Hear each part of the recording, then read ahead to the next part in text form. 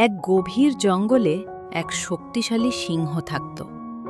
সে খুব গর্বিত ছিল এবং ছোট প্রাণীদের তেমন গুরুত্ব দিত না। একদিন সিংহটি গাছের নিচে ঘুমিয়ে পড়েছিল। হঠাৎ একটি ছোট ইঁদুর খেলতে খেলতে তার গায়ের উপর উঠে পড়ে।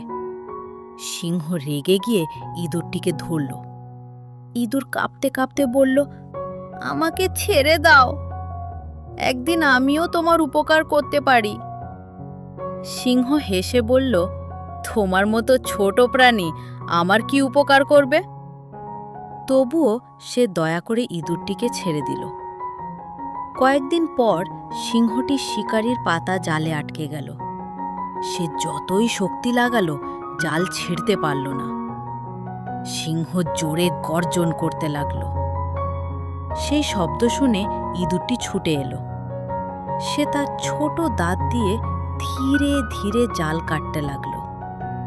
কিছুক্ষণের মধ্যেই সিংহ মুক্ত হয়ে গেল।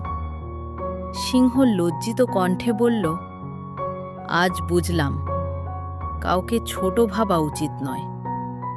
ইঁদুর মুচকি হেসে বলল, বন্ধুত্বের শক্তি নয়, মনটাই বড়। সেই দিন থেকে জঙ্গলে সবাই জানল, দয়া আর বন্ধুত্ব কখনো ছোট হয় না।